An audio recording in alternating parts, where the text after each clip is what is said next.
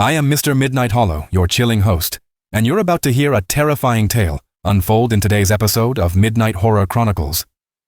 Today, I've brought you a brutal story of a contract with a legendary hunter, vicious werewolves stalking the mountains, survival against impossible odds, and a battle where not everyone walks away alive. If you're already part of our community, your support means the world to us. Each like, comment, and share helps uncover more stories like this, or subscribe to see what rises from the depths of darkness and unfolds before you. Now, let's begin. The rain hadn't stopped in Denver for 3 days straight. I stood at the window of the cheap motel on Federal Boulevard, watching the gray streets below. My name is Raymond Garrett. I'm a paramedic. I've seen death before. Car accidents, overdoses, heart attacks. But what was happening in this city was different. What was happening here didn't fit into any medical manual I'd ever read. The call came at 11:47 p.m. A woman's voice, trembling. She didn't give her name. She only said, "You're the one they call when normal solutions don't work. I have something that needs your specific skills." I didn't know who she was talking about. I told her she had the wrong number. She laughed, a hollow, desperate sound, and said, "No, you're exactly who I need. There's a warehouse on Spear Boulevard. Come alone." Midnight. I should have ignored it. Instead, I grabbed my jacket and headed out into the wet night. The warehouse was abandoned, its brick walls stained black with age and pollution. A single light burned above a side door. When I approached, 3 figures emerged from the shadows. 2 men, 1 woman. They looked like they hadn't slept in weeks. Their eyes held the kind of fear you only see in people who've watched something impossible happen. "You're Garrett," the woman said. Her name was Eleanor Voss. She owned half the real estate in northeast Denver. The 2 men beside her were Marcus Holloway, a business executive, and David Chen. No, wait, not Chen. Different surname, David Kirkwood, a retired police sergeant. "We've been looking for you for a long time." "I think you have me confused with someone else," I said. "I'm just a paramedic." "No," Kirkwood stepped forward. "You're the man who knows what lurks beneath the surface. The man who understands what doesn't belong in our world." They told me their story in that cold warehouse. Over the past 2 months, 14 people had disappeared from Denver. Not runaways, not victims of typical crime. These were people who vanished from their homes, from locked rooms, leaving behind only blood and destruction. The police had no leads. The media was calling it a serial killer. But Kirkwood knew better. He'd seen the crime scenes. He'd examined the wounds. "The official reports are lies," Kirkwood said. "The wounds don't match anything human. The claw marks are too large, too deep. And the pattern of the attacks, it's methodical, intelligent, it's hunting." Voss pulled out a folder. Inside were photographs of crime scenes. I didn't want to look, but I did. Walls painted with blood. Bodies, or what remained of them, torn apart with a violence that defied explanation. Limbs scattered across floors, wounds that no knife or gun could create. "Why come to me?" I asked. "Because 2 months ago a man came to Denver," Holloway said. "He arrived from out of nowhere. He asked questions about missing persons, about unexplained deaths. He left a number. He said if things got worse, we should call him. We did. He said he couldn't come, but he gave us your name. He said you would understand. He said you'd know what to do." "Who was this man?" They looked at each other. No one spoke for a long moment. "He called himself a hunter," Kirkwood finally said. "A hunter of things that shouldn't exist. He said there was something in Denver. Something old, something hungry. He said it was already too late to stop what was coming, but there might be a way to survive it." I felt something cold move through my chest. "And what exactly do you want from me?" "Help us," Voss said. "Please. Our families are dying. If you know anything about what's happening, if you have any way to stop this, we're offering you money, as much as you need." I should have walked away. I should have told them they needed a psychiatrist, not a paramedic. But there was something in their eyes, not just fear, but the desperate certainty of people who'd already accepted something impossible as real. "I need to see the bodies," I said. The next morning I went to the county medical examiner's office. I knew Dr. Sarah Mitchell from work. She'd processed thousands of bodies over her career. When I showed up at her office, she looked exhausted. "The official cause is animal attack," she told me, leading me to the autopsy suite. "But it doesn't make sense." She showed me the wounds on the first victim, a man named Robert Ashford, 34 years old, found in his apartment with his family unconscious but alive. He was the only one who died. The damage was catastrophic. Massive lacerations across the chest and abdomen. Deep puncture wounds, like teeth, but too large. The claw marks on his arms were brutal, methodical. The animal that did this hadn't been attacking in a frenzy. It had been precise, controlled. "What kind of animal makes wounds like this?" I asked. Mitchell shook her head. "I don't know. I've consulted with veterinarians, wildlife experts. No one can identify it. The size of the wounds suggests something massive.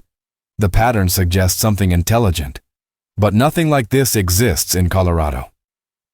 As I left the morgue, my phone buzzed. A text from an unknown number. "You're asking the right questions. Stop asking them. What's coming will be worse than you can imagine." I didn't respond. Instead, I drove back to the motel and locked the door. Outside, the rain continued to fall on Denver. And somewhere in that gray, wet city, something was hunting. 3 days passed. 3 days of waiting, watching the news, checking my phone for messages that never came. The rain in Denver finally stopped, but the cold remained. The temperature had dropped to 28 degrees Fahrenheit, the kind of cold that made the streets feel empty, hostile. On the third night, Eleanor Voss called me. "Another one," she said. Her voice was barely a whisper.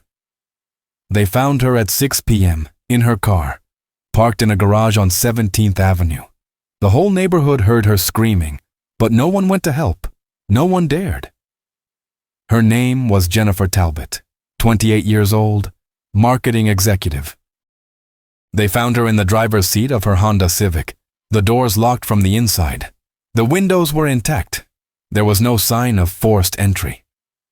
But her body was shredded, internal organs exposed, blood covering every surface of the car's interior. I went to the scene with Kirkwood. The police had cordoned off the garage, but there were no cops around.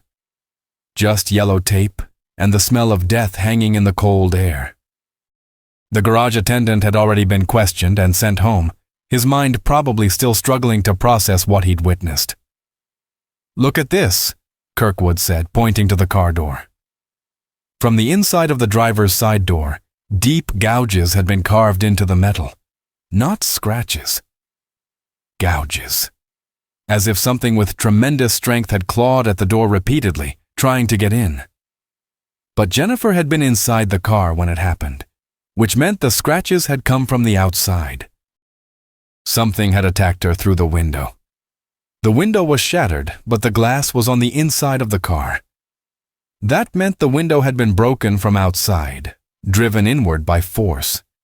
Then Jennifer had crawled to the door, tried to escape, and whatever had attacked her had clawed at the metal frame, trying to reach her again.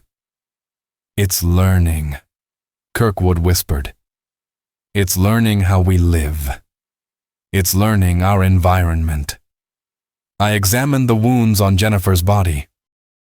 The pattern was consistent with the previous victims, large, deep lacerations, puncture wounds that no human could inflict. But there was something new, something worse. Her left arm was missing, severed clean at the shoulder, taken. Not scattered around the car.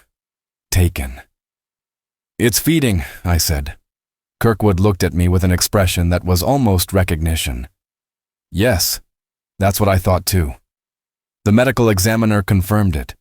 The wound showed signs of teeth, large teeth. The puncture marks matched no known animal. But the bite radius was enormous.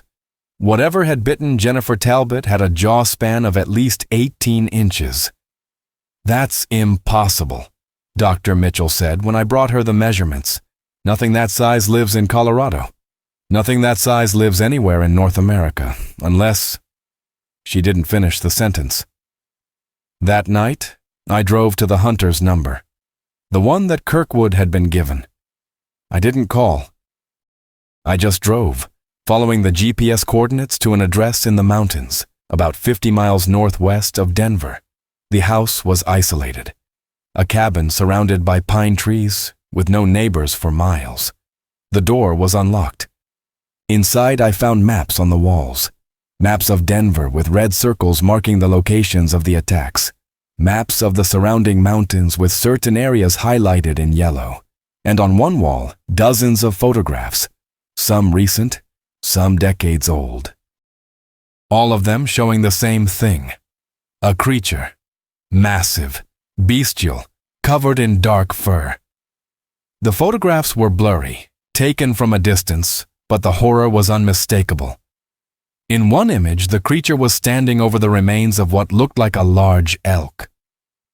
In another, it was attacking a group of armed men. In yet another, it was climbing a cliff face, its claws digging into stone. A voice came from behind me. "You shouldn't be here." I turned.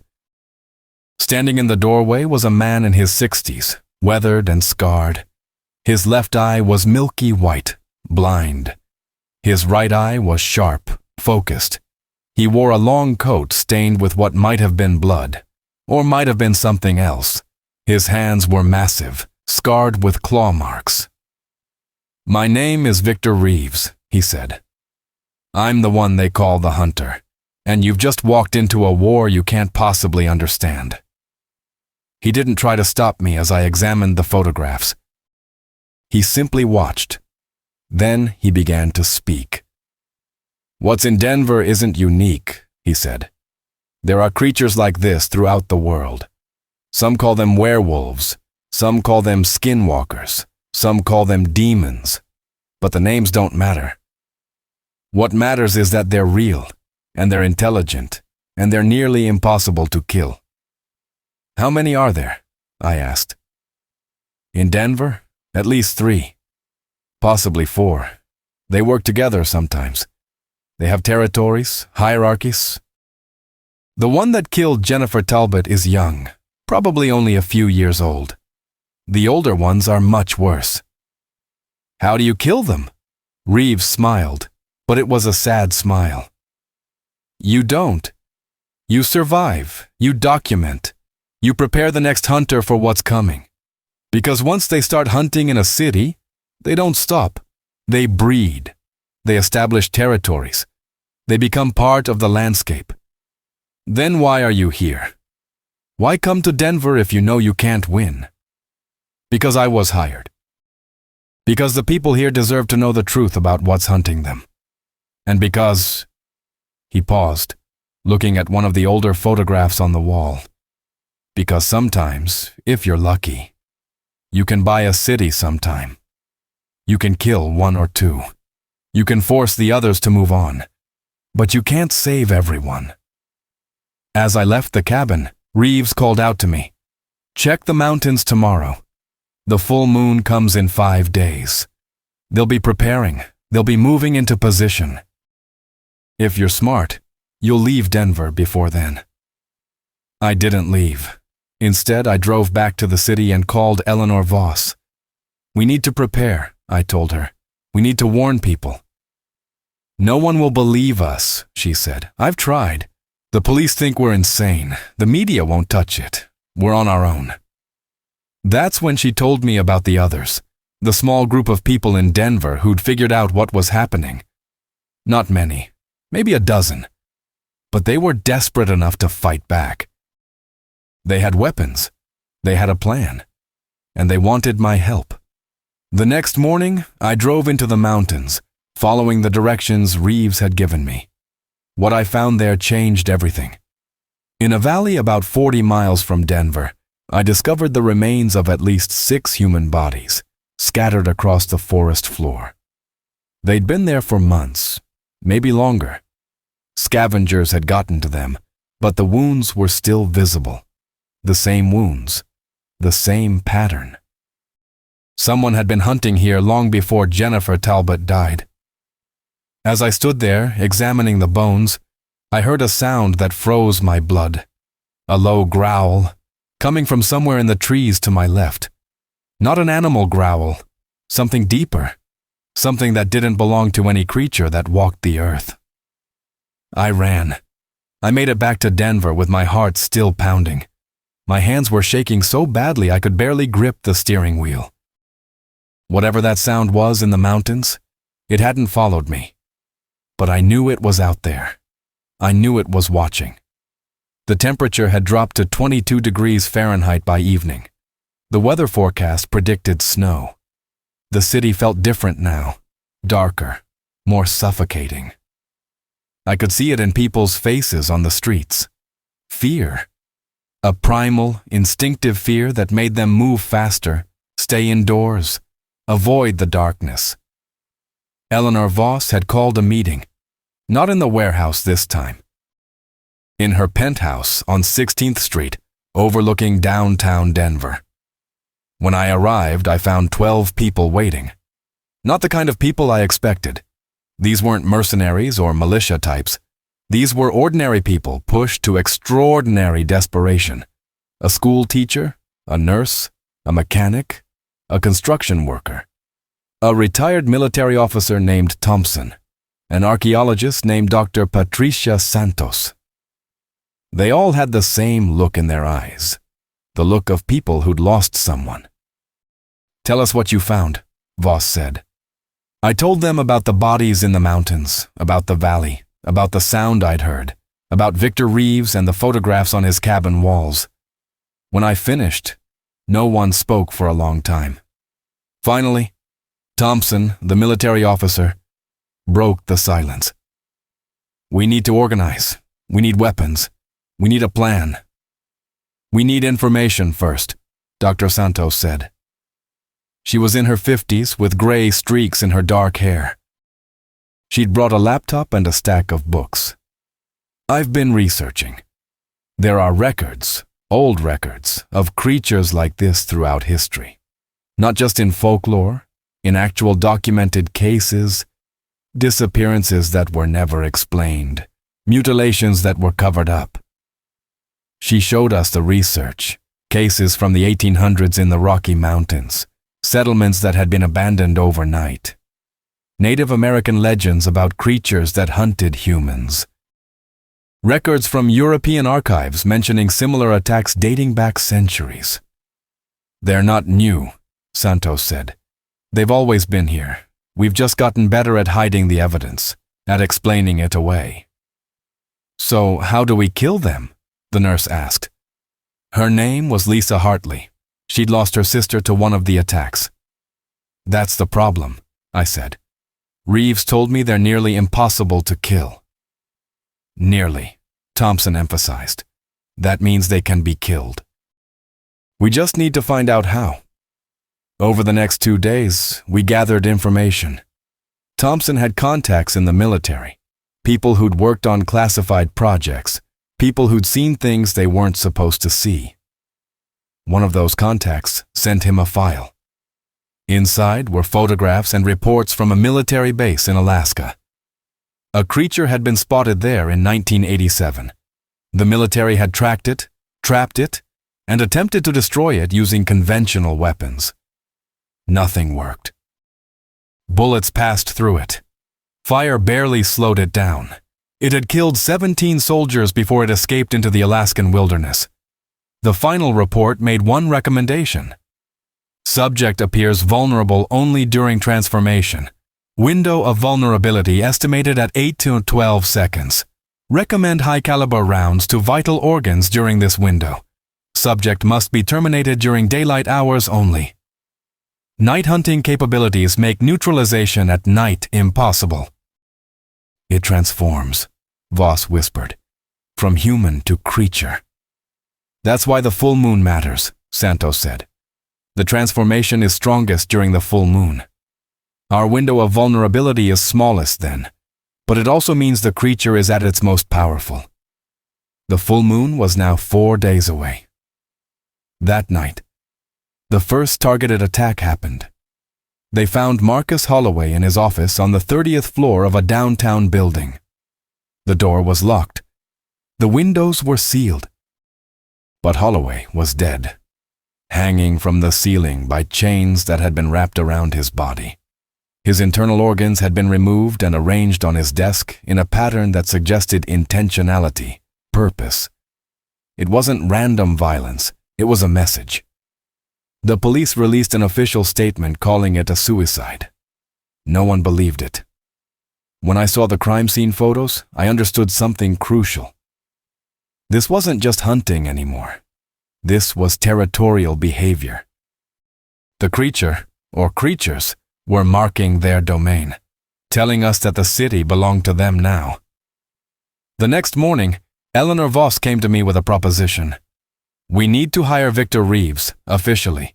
We need him to lead this. He won't come, I said. He told me he was just passing through. Then we make it worth his while. She handed me an envelope containing a check. $1 million. Tell him this is just the beginning. Tell him we'll give him whatever he needs. I drove back to the cabin in the mountains. Reeves was waiting on the porch, as if he'd known I was coming. They want to hire you, I said, showing him the check. He looked at it and smiled. I've been hired before. The money never changes the outcome. People die. Usually more people than would have died if they'd just left the city. And if you don't help us, then you'll all die anyway, just slower and more painfully. He took the check. Over the next 3 days, Reeves worked with us. He showed us how to set traps, silver-laced ammunition, weapons positioned at strategic points throughout the city. He taught us the behavior patterns of the creatures, how they hunted, how they moved, how they communicated. There's a hierarchy, he explained at one of our meetings. The oldest one is the alpha. It controls the others. If we can kill the alpha, the younger ones might scatter, might leave the city. And if they don't? Thompson asked. Then you're all going to die. On the third night, we got our first kill. A younger creature, probably the one that had killed Jennifer Talbot. It attacked a bait site we'd set up, an abandoned warehouse on the edge of downtown. We were waiting. Thompson and 2 other men with high-caliber rifles. The creature came through the wall like the concrete wasn't there. It was massive, at least 8 feet tall, covered in dark fur. Its teeth were the size of daggers. Its claws left gouges in the concrete floor. Thompson fired first. The shot caught the creature in the shoulder as it was transforming, that moment between human and beast when it was vulnerable. It shrieked, a sound that no living thing should be able to make. The other 2 men fired. The creature went down, convulsing, its body shifting between forms as it died. We'd killed one. But as we stood there, looking at the corpse, Reeves' expression didn't change. There was no victory in his eyes. The Alpha knows now, he said quietly. It knows we can hurt it. It knows we have weapons. And now, it's going to be angry. As if in response to his words, my phone buzzed. A text from an unknown number. You've made a terrible mistake. The real hunt begins now. You have 1 day.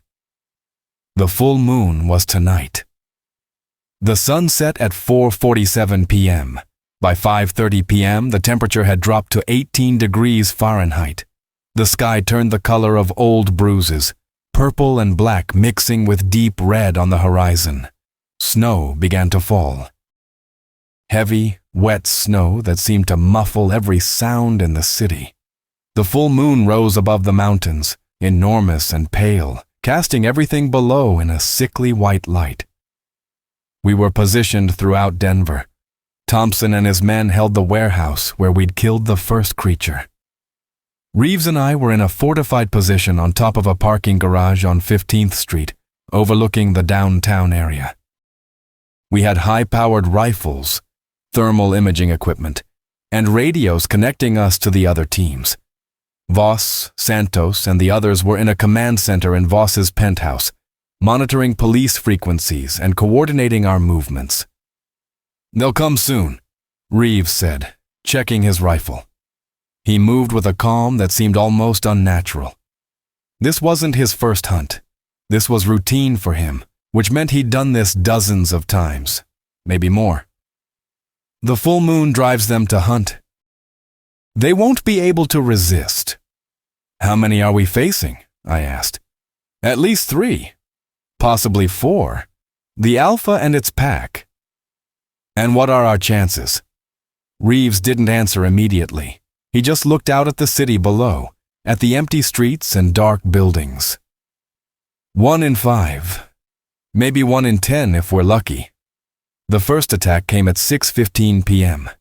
It was on the north side near Park Avenue, a family of 4 in their home. The creature came through the front door like it wasn't there, tearing through the wood and lock with casual violence. We heard the screams over the radio, heard the chaos. By the time a response team got there, the family was dead. Mother, father, 2 children, mutilated beyond recognition.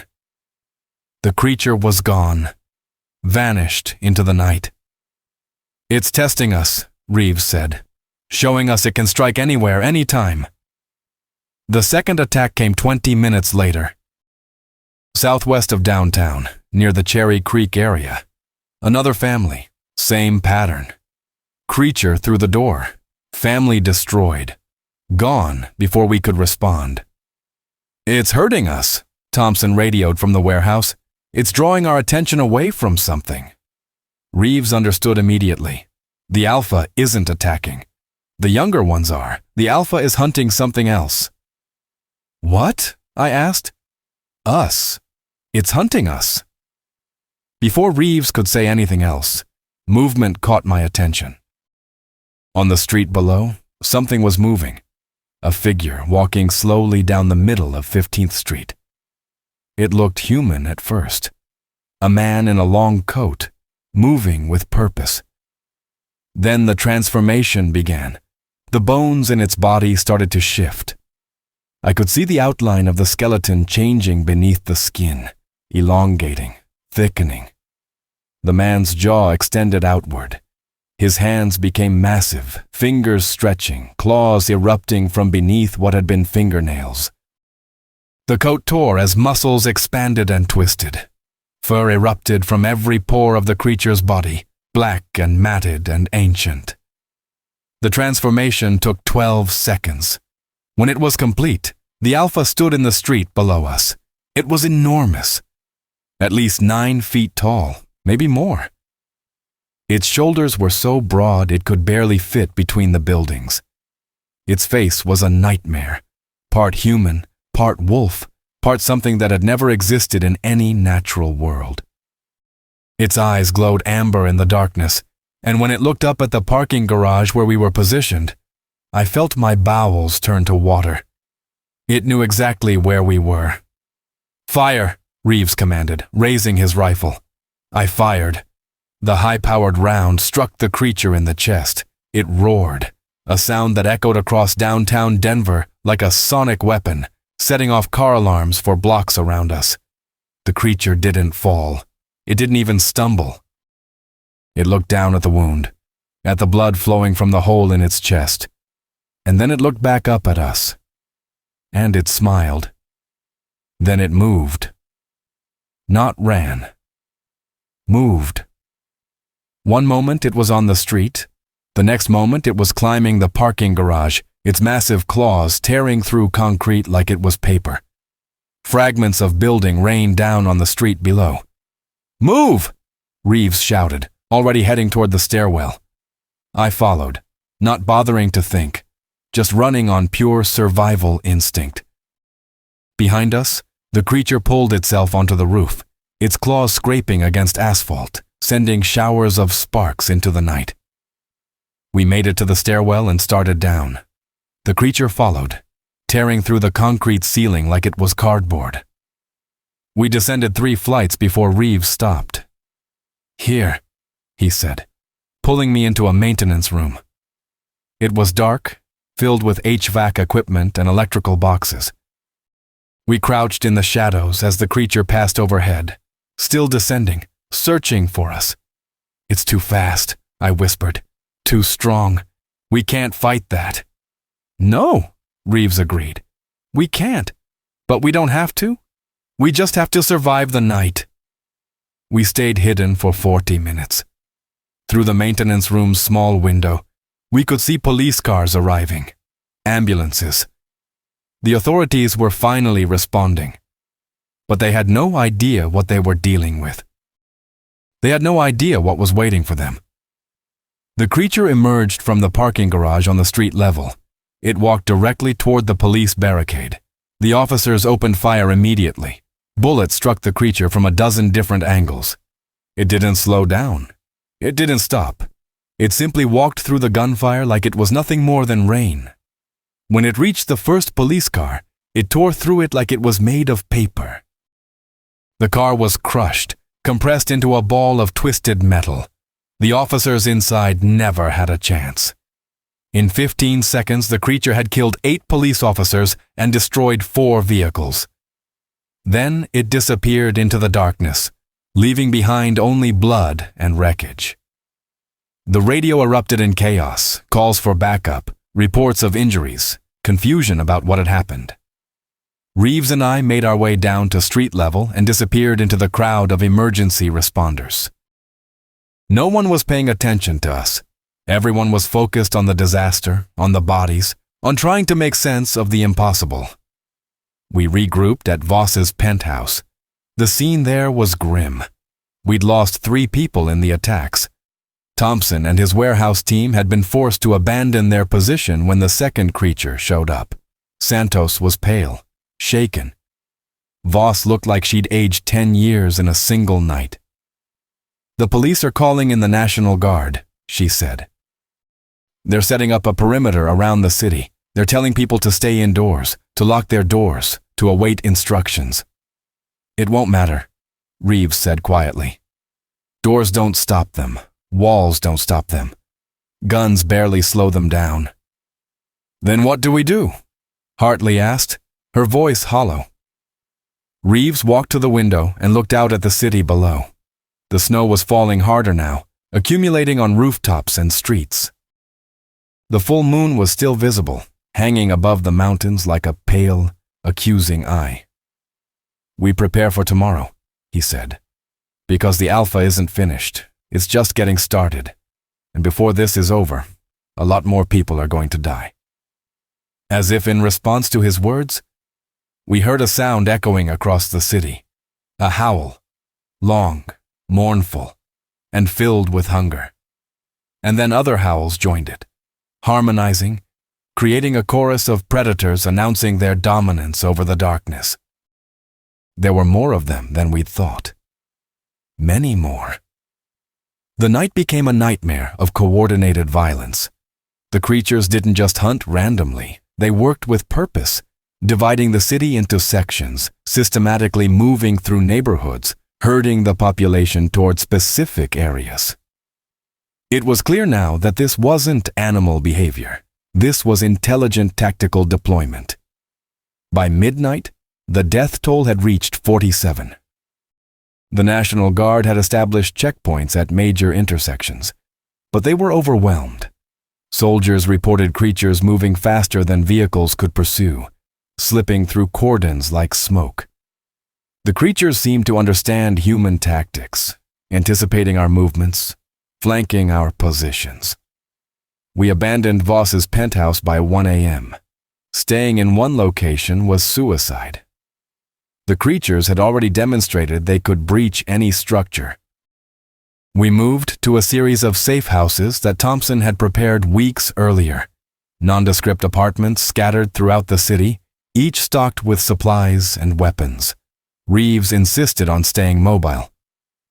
"The Alpha is learning," he explained as we moved through the snow-covered streets. "Every time we fight, every time we shoot, we teach it something new about human warfare. By tomorrow night, it will be twice as dangerous." We ended up in a basement on the south side of Denver, near the Cherry Creek neighborhood. It was cold, concrete, with no windows and only one exit. Not ideal, but better than being caught on the streets. Our group had been reduced to 8 people. Voss, Santos, Hartley, Thompson, Reeves, myself, and 2 others, a former SWAT officer named Derek Walsh and a security guard named James Petty. As we huddled in that basement, listening to the sounds of chaos echoing through the streets above us, Reeves told us the truth about what we were facing. "I've been hunting these creatures for 32 years, he said, his blind eye reflecting the light of the emergency lantern we'd set up. "I've killed 7 of them. I've driven off another dozen or more. But I've never seen an alpha like this one. This one is old, very old. Probably at least 200 years. Maybe older." "How is that possible?" Santos asked. "Humans don't live that long." "They're not human," Reeves said simply. "Not completely. Not anymore. The transformation changes them at a cellular level. They age, but slowly. Much slower than we do. The Alpha has survived centuries by staying hidden, by only taking what it needs, by moving before humans could organize against it. But now it's different. Now it's hunting openly, deliberately. That means something has changed." "What?" Thompson asked. "I don't know, but whatever it is, it's the reason I came to Denver. I sensed the shift. The Alpha's behavior changed. It went from careful predator to aggressive hunter. That usually means only one thing." "What?" I asked. "Breeding. The Alpha is preparing to breed, which means this city is about to become a spawning ground for a whole new generation of creatures." The implications of that statement hung in the cold basement air like poison gas. If the Alpha was breeding, if there were going to be offspring, then Denver wasn't just dealing with a temporary infestation. It was dealing with the establishment of a new population center for these creatures. "How do we stop that?" Hartley asked, her voice cracking. "We kill the Alpha before it breeds," Reeves said. "After that, it's too late. The offspring will be scattered throughout North America. We'll spend years, decades, hunting them individually. But if we can kill the Alpha before it produces viable offspring, we might be able to contain this." "And how do we kill something that bullets barely slow down?" Walsh asked. "There's a weakness," Reeves said. "There's always a weakness. The Alpha will be hunting for the breeding female tonight. It will be focused, driven by instinct. That's when it will be most vulnerable. That's when we strike."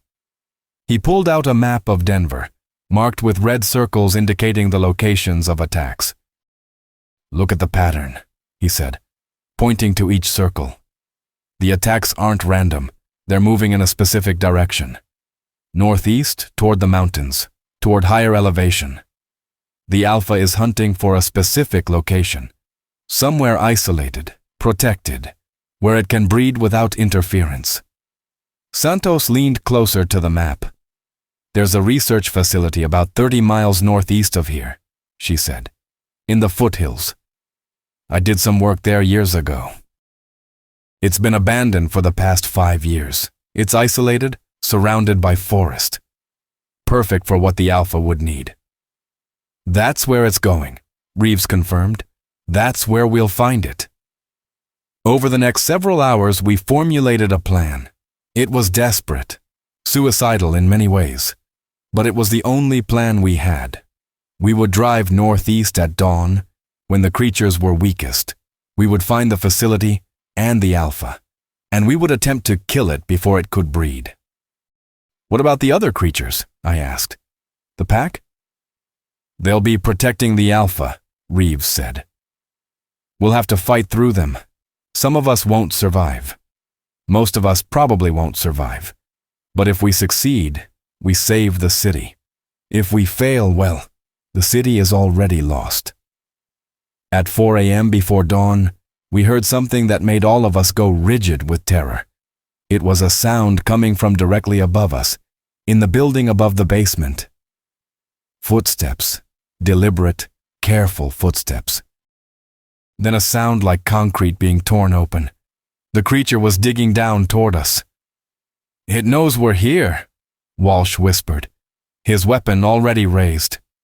"It's scenting us," Reeves said calmly, checking his rifle. "It can smell our fear, our blood. We need to move. Now." We headed toward the single exit, a stairwell leading up to ground level. As we climbed, the sound of destruction grew louder above us.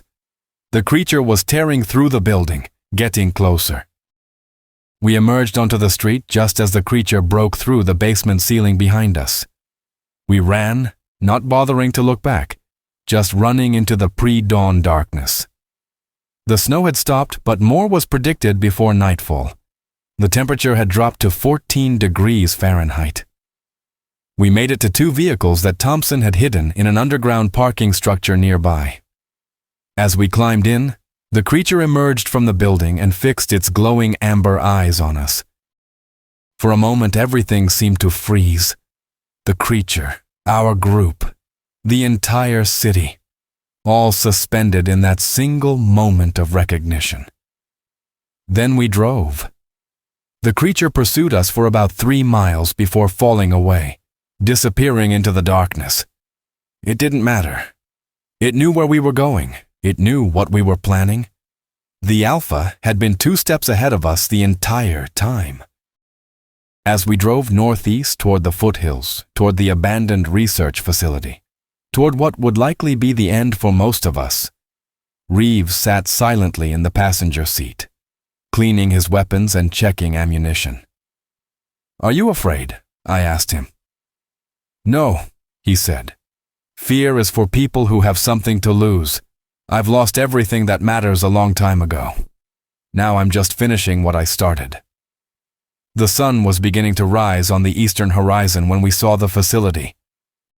It was a large, complex, modern architecture mixed with older concrete structures.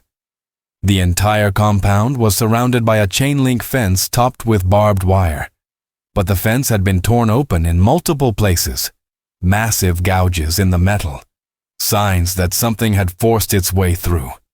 We parked the vehicles a quarter-mile away and approached on foot. The facility was silent, empty, waiting. Reeves moved ahead, his rifle raised, his movements practiced and economical. There, Thompson pointed to a side entrance. Blood on the ground. Fresh. Still warm enough that it wasn't frozen. We entered the facility. Inside, it was dark and cold. Our breath came in visible clouds. Emergency lights flickered intermittently, powered by some backup system that had never been shut down. We moved through corridors, past empty laboratories and observation rooms, deeper into the facility. And then we found it. In the basement laboratory, stretched across a surgical table, was a woman. Or what remained of a woman. She'd been attacked, mutilated, and left to bleed out. But around her were marks, deliberate marks, suggesting the Alpha had been here, had done this intentionally, had been waiting for us to arrive and witness what it had done. Hartley made a sound like a wounded animal. She recognized the body. It was her sister, the first victim of the attacks, supposedly killed weeks ago. But there she was, fresh blood still pooling beneath her on the table. "It's a trap," Walsh said, his weapon already moving toward the exit. "We need to leave, now." But it was too late. The sounds of movement came from all directions, multiple creatures surrounding the facility. The Alpha had herded us here deliberately, had guided us to this exact location, and now it was closing the trap. Reeves fired his rifle 3 times in rapid succession, each shot striking something moving in the darkness beyond our vision. We heard howls of pain, but also howls of triumph. There were at least 4 creatures outside, maybe more. "Hold the position," Reeves commanded. "We hold here. We survive. We run. We die scattered in the forest." We barricaded ourselves in the laboratory, using equipment to block the doors. But we all knew it was temporary. Those doors wouldn't hold for long. The creatures outside were already testing them, throwing their massive bodies against the barriers. And somewhere in the darkness, the Alpha was waiting for us to break. The doors began to splinter at 6:47 a.m. The first barrier gave way in a shower of concrete dust and twisted metal. A creature forced its head through the opening, its massive jaws snapping at the air. Thompson fired, the high-caliber round striking the creature in the temple. It shrieked and pulled back, but another immediately took its place. We were running out of time. We were running out of ammunition. We were running out of options. "The back corridor," Santos said, pointing to a passageway that descended deeper into the facility. "There's a tunnel system. It connects to the old mining operations that used to run through these mountains. I remember seeing the schematics when I worked here." "How far?" Reeves asked, still firing methodically at the creatures trying to force their way through the damaged doors. 5 miles, maybe more, but it leads out to the northern face of the mountain. We could escape." "No," Reeves said flatly. "If we run, the Alpha hunts us through those tunnels. In the dark, in close quarters, it will kill every one of us. We stand and fight here, or we die running. At least here we have light and space." Another creature forced its way through the barrier. This one was smaller than the Alpha, but no less deadly. It moved with predatory grace, its claws leaving gouges in the concrete floor. Walsh fired twice, missing on the first shot, hitting on the second. The creature hissed and retreated. "How long can we hold?" I asked Reeves. "Until we run out of ammunition. Then about 30 seconds after that." The creatures outside seemed to understand our predicament. Their attacks became more coordinated, more aggressive. They were testing our defenses systematically, finding weaknesses, exploiting them. One attacked the south wall, another the east door. They were dividing our attention, spreading our firepower too thin. Petty took a claw across his shoulder when he moved too close to one of the openings. The wound was deep, arterial. Hartley tried to stop the bleeding, but there was too much damage. Within minutes, Petty was dead, bleeding out on the cold laboratory floor. 7 of us left, Thompson said grimly. The temperature in the facility had dropped to 10 degrees Fahrenheit. Our breath was coming harder. Exhaustion was setting in. We'd been awake for more than 24 hours, living on adrenaline and fear. Our bodies were shutting down even as our minds screamed at us to stay alert. "Listen to me," Reeves said, his voice cutting through the chaos. "I'm going outside. I'm going to draw the Alpha's attention. While I do that, the rest of you take the back corridor. Santos leads. Get to those tunnels. Get to the exit. Get out of these mountains." "No," I said immediately. "We don't leave you." "Yes, you do," Reeves said with absolute certainty. "This is what I do. This is what I've been doing for 32 years. I hunt these things. You are not hunters. You are survivors. There's a difference." "If you go out there alone, it will kill you," Walsh said. "Probably," Reeves agreed. "But I'll take some of them with me. And that buys you time." Before any of us could argue further, Reeves moved to the main entrance. He removed his coat, revealing the multiple scars across his body. Claw marks, bite marks, bullet wounds. Evidence of a lifetime spent fighting creatures that shouldn't exist. He opened the door and walked directly into the pre-dawn darkness. The response was immediate. The creatures outside, at least 4 of them, converged on him simultaneously. We heard the sounds of combat, roars, gunshots, the wet tearing of flesh. Then Reeves screamed, a sound of pure rage and agony combined. "Go!" Santos said, grabbing my arm. "Now, we have to go now." We ran toward the back corridor, toward the tunnel system. Behind us, we could hear the sounds of battle intensifying. Reeves was fighting, trading blow for blow with creatures that were faster, stronger, more vicious than any human could be. He was buying us time with his own blood, his own suffering. We reached the tunnel entrance and descended into darkness. Santos had a flashlight. It cast dancing shadows on the concrete walls as we moved deeper underground. Behind us, the sounds of the battle grew fainter, then stopped completely. The tunnels were old, dating back more than a century. The walls were carved from stone, reinforced with concrete in places where the rock had begun to crumble. Water dripped from the ceiling, pooling on the floor. The air was thick, cold, carrying the smell of mineral deposits and decay. "Keep moving," Thompson urged, bringing up the rear. "Don't stop, don't look back." We had been in the tunnels for what felt like hours when we heard it. A sound that froze our blood in our veins. Howling. Coming from behind us, echoing through the tunnel system. The Alpha had found the entrance. The Alpha was following. "Run," Santos said. "The exit is close." I can feel it. The air is changing. We ran, no longer bothering with caution, just pure desperation. The tunnel was sloping upward now, the air becoming fresher. Behind us, the sounds of pursuit grew louder, closer.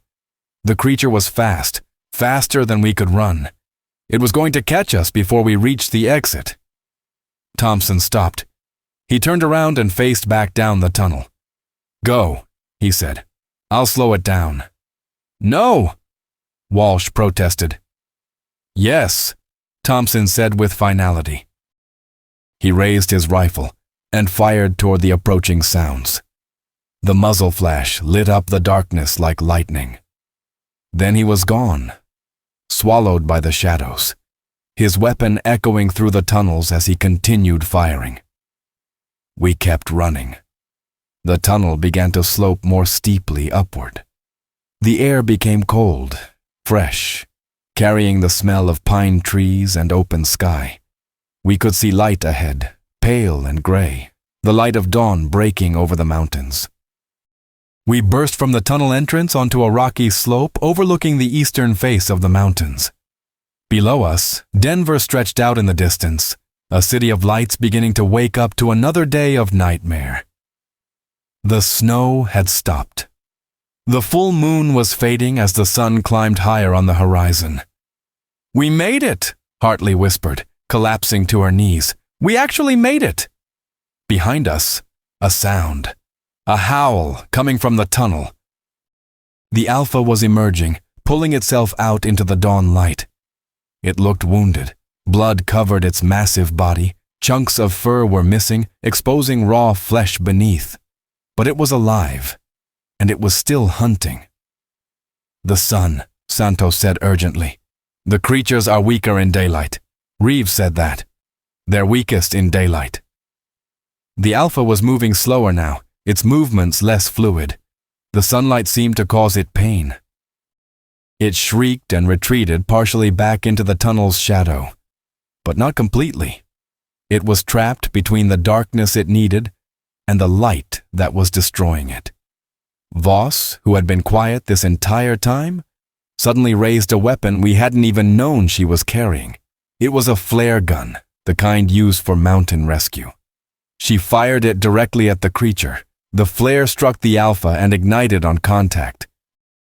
The creature's fur caught fire immediately, flames spreading across its body like it was soaked in gasoline. It shrieked, a sound of pure agony that echoed across the mountains. It thrashed, rolling on the rocky ground, trying to extinguish the flames, but the fire only spread faster. It was the sunrise. The flare had intensified the effects of the sunlight on the creature's skin. The combination was catastrophic. The alpha's flesh began to blister and burn. It staggered back into the tunnel, fleeing from the light, fleeing from the pain. We could hear it screaming as it retreated deeper underground. The screams grew fainter and fainter until finally they stopped completely. The alpha was gone. We stood on that mountainside watching the sun rise over Denver, barely able to believe we were still alive. Behind us, deep in the tunnels, were the bodies of Thompson and Reeves. Behind us was the destroyed research facility. Behind us were the 47 dead and countless wounded. But we had survived. The next few hours were a blur. We made our way down the mountain and flagged down a National Guard patrol. We were taken to a hospital, treated for injuries and exhaustion. The authorities wanted answers about what had happened, but we knew better than to give them the truth. We told them about the attacks, about the creatures, but framed it in terms of an animal attack, possibly an escaped exotic animal, possibly a bear that had been contaminated with some kind of disease. The official story was that the attacks had been caused by a severely injured grizzly bear that had wandered down from the mountains. The bear had been tracked and shot by wildlife officials. Case closed. The media accepted the explanation. The public accepted the explanation. Life in Denver returned to a semblance of normalcy. But those of us who had survived knew the truth. The alpha was dead, yes, but before it died, it had bred. Somewhere in the mountains surrounding Denver, in caves and abandoned facilities, were its offspring. Young creatures, not yet fully grown, not yet fully formed.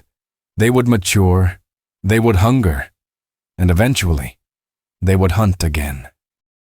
3 weeks after the attacks ended, I was back at work at the hospital, processing patients, going through the motions of a normal life. One night, during the graveyard shift, a man came into the emergency room. He was badly injured, claw marks covering his body, deep bite wounds in his shoulders and legs. But he was alive. Barely. As the doctors were treating him, he pulled me aside. His eyes were clear, aware, intelligent. He handed me a piece of paper with a phone number and a single word written on it. Continue. Then he smiled, and I saw his teeth. All of them. Too many of them. Too long. Too sharp. There's still one more alpha, he whispered. To the north, in Wyoming. And it's older than the one in Denver. Much older. If you want to stop it before it breeds, you're going to need help. You're going to need a hunter. The doctors pulled him away for emergency surgery. By morning, he was gone. The hospital had no record of him being admitted. There was no paperwork, no file, no evidence that he'd ever been there. But the phone number remained. And I knew with absolute certainty that before this was over, I would call it. Because the hunt never really ends. The creatures never really disappear. They just wait, hidden in the darkness, in the spaces between civilization and wilderness, in the cracks of our world where we refuse to look. And somewhere in Wyoming, in the mountains north of Denver, something old and hungry was beginning to stir. Something ancient, something that had been waiting for centuries for this moment. The legendary hunter had been right. There's always another one. There's always another hunt. And the real war was just beginning. Raymond Garrett's desperate fight for survival in Denver stands as brutal proof that some creatures are far too real and far too deadly. The werewolf threat is far from over, and the legendary hunter's warning echoes across the mountains. There are more alphas out there, waiting. Like this video if you felt the terror of that final hunt. Comment below which death scene haunted you the most. Share it with someone who needs to know that monsters are real, and that sometimes the only thing standing between us and annihilation is one man willing to hunt them in the dark.